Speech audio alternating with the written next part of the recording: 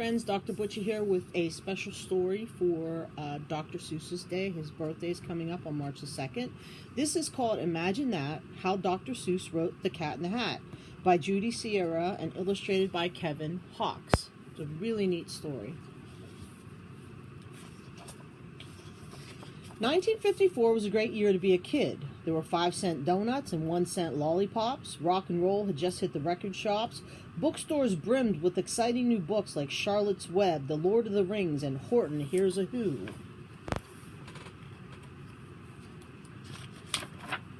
"1954 was a great year to be a kid unless you were trying to learn how to read. For some reason, first graders weren't making the leap from reading a few words to reading a whole book. Grown-ups were stumped. What could the problem be? Kids knew the answer. School readers were just plain boring. A famous writer named John Hersey agreed with the kids. He had an idea for solving the problem and wrote about it in Life magazine. What kids needed was a beginning reader so exciting that they couldn't stop turning the pages. Who could write a book like that? Only the funniest children's author in the land. Guess who that was? Dr. Seuss. Dr. Seuss, we insist, won't you please write a book that no kid can resist? P.S. Use the words on this no-nonsense list. Ted, as he was known to his friends, had already published 9 big picture books. Books like If I Ran the Zoo and Scrambled Eggs Super and Thidwick, the Big-Hearted Moose. They were funny and kids loved them. But could he write and illustrate a first-grade reader? Of course. A short little book like that would only take 1 or 2 weeks. Or so he thought. Each morning after breakfast, Ted went upstairs to his studio. He had a chair and a desk, a drawing board for drawing, and a typewriter for writing. He also had a closet full of outlandish hats. When he couldn't think of the right words, a suitable hat was sure to help. So see, he would just put on one of his fun hats and try and think.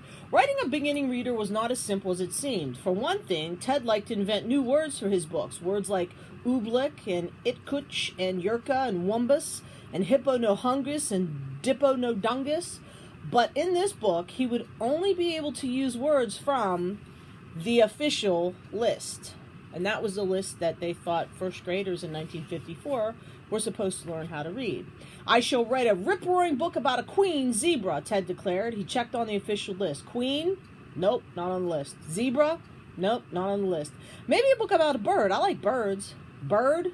Not on the list. No. Ted glared at the list. He spied the word cat and he spied the word hat. Cat rhymes with hat, so I'll just start with that. He reached for his crayons and his colored pencils. The cat needed a whiz-bang story. Ted doodled. His stories often began with a doodle. He daydreamed. He tapped at the keys of his typewriter. He donned several hats as he sat in his chair and stared at the list.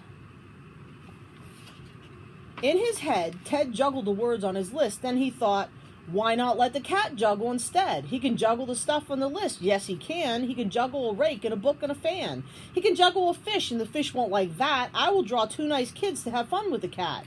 And 2 naughty things and a keen cleaner-upper. Think I'll get started tonight after supper. So all he needed was a little spark. Ted pondered how kids learn to read. He had a hunch that easy rhymes and funny drawings would help them guess the words they didn't know. He used tricks to coax readers to turn the pages. For example, he put the word bump in huge letters at the top right edge of page 5. What made the bump sound? Kids had to turn the page to find out. Ted drew, he redrew, he wrote, he revised. It took more than a year until he was satisfied that the book was funny enough and exciting enough and all around stupendous enough for kids learning how to read. Isn't that wonderful? Ted delivered the manuscript to his publishers in New York. They loved it. Soon, huge sheets of paper rolled off giant printing presses. Workers used special machines to fold the paper, cut it into pages, sew the pages together, and sandwich each book between 2 covers. They loaded the books onto trucks, and the trucks rumbled away to libraries, bookstores, and schools. It didn't take long for the news to spread from kid to kid, from coast to coast. There was a new book, an easy book, a book that was so much fun you just couldn't stop reading it. Everyone had to have a copy of The Cat in the Hat. Ted traveled to Boston, New York, and Chicago to meet kids, sign their books, and give autographs. The first grade reader was a smashing success. He had done it. He had created a fantastic book using only 236 different words. That's all there is in here. 236 different words. But the great Dr. Seuss didn't stop there. Nope, he wrote a sequel, The Cat in the Hat Comes Back, and he started to publish more books for kids who were beginning to read. One day, Ted's friend Bennett Cerf proposed the ultimate challenge. He bet that Ted couldn't write a beginner reader using only 50 different words. Could he? Would he? Yes, in fact, he could. Do it here or there, he could do it anywhere. With the help of a clever young fellow named Sam I Am, and a whopping big serving of green eggs and ham. Imagine that. 50 words is all he used to write green eggs and ham.